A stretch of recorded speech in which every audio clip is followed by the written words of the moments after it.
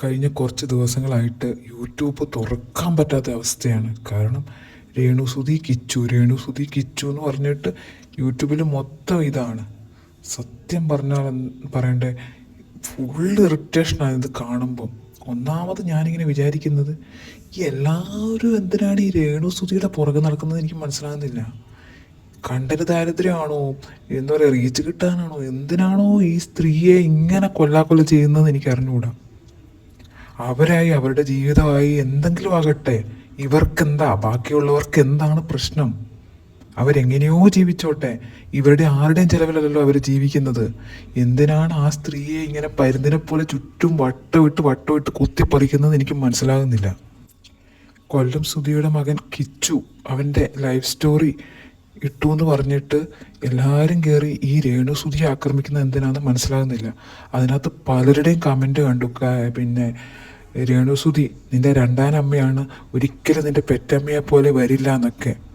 Actually പെറ്റമ്മ എന്താ പറയുക, കിച്ചുവിന് 2 വയസ്സുള്ളപ്പോൾ തന്നെ ഉപേക്ഷിച്ച് പോയ ആളാണ് ഈ പെറ്റമ്മ. അതിനുശേഷം സുധി രണ്ടാമത് കെട്ടിയ ഭാര്യയ്ക്കും എന്താ പറയുക, ഈ കിച്ചുവിനെ കണ്ണ് നേരെ കണ്ടുകൂടാന്ന് അവൻ തന്നെ പറയുന്നുണ്ട്. പിന്നെയും കുറച്ചെങ്കിലും സ്നേഹം കാണിച്ചത് രേണുസുധിയാണ്. അതും ആ വീഡിയോയിൽ വ്യക്തമായിട്ട് പറഞ്ഞിട്ടുണ്ട്. കാരണം നല്ല കമ്പനിയായിരുന്നു, സ്നേഹമായിരുന്നു. പിന്നീട് പ്രശ്നങ്ങൾ വന്നു എന്നൊക്കെ. അപ്പം കുറച്ചെങ്കിലും കിച്ചുവിൻ്റെ അടുത്ത് സ്നേഹം കാണിച്ചിട്ടുണ്ടെന്ന് പറയുന്നത് ഈ രേണുസുധി തന്നെയാണ്. പിന്നെ എല്ലാ സ്ഥലത്തും ഉള്ള പ്രശ്നം എന്ന് വെച്ചാൽ ഈ 2 സൈഡിലും കുത്താൻ ആൾക്കാരുണ്ടാവും.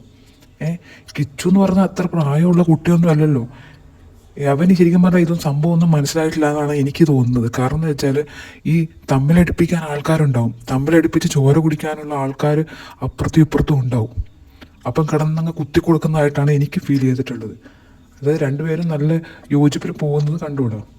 പിന്നെ ഈ പറഞ്ഞ പോലെ തന്നെ കിച്ചുവിൻ്റെ ഒരു പ്രായമുണ്ടല്ലോ, അപ്പോൾ എന്താ പറയുക, ഈ തെറ്റായ വഴിയിലൊക്കെ പോകാൻ നല്ല ചാൻസ് ഉള്ളൊരു പ്രായമാണിത്.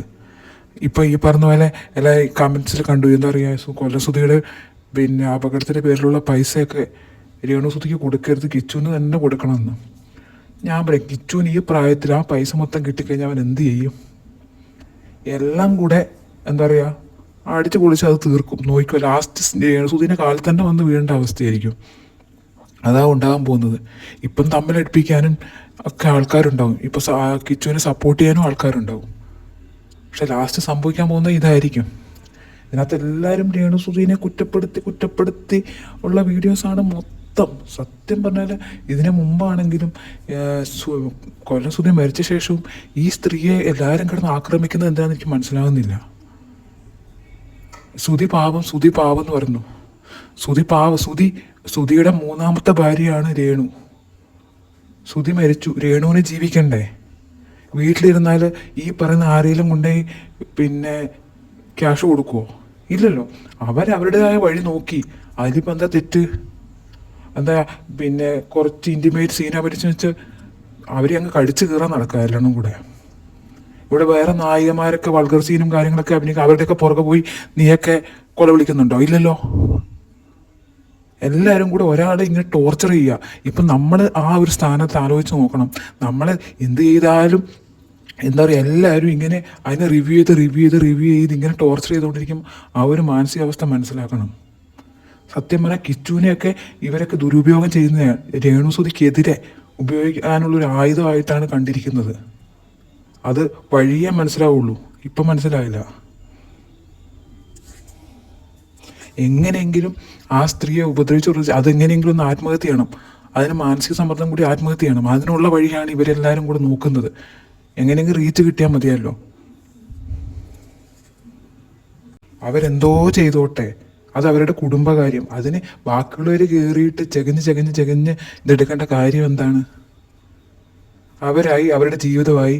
അല്ലാതെ അവർ പിന്നെ അങ്ങോട്ട് തിരിഞ്ഞാലും ഇങ്ങോട്ട് തിരിഞ്ഞാലും ഒക്കെ പുറകെ നടന്ന് ഇങ്ങനെ കൊല്ലാക്കൊല ചെയ്യുക.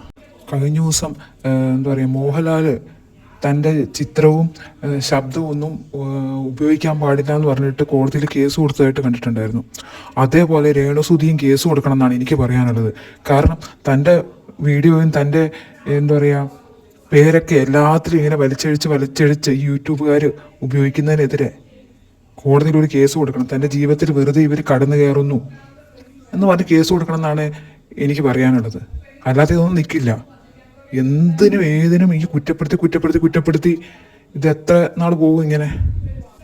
എല്ലാവർക്കും കുതിര കയറാനുള്ള ആളായിട്ട് നിന്നു കൊടുക്കേണ്ട കാര്യമില്ലല്ലോ.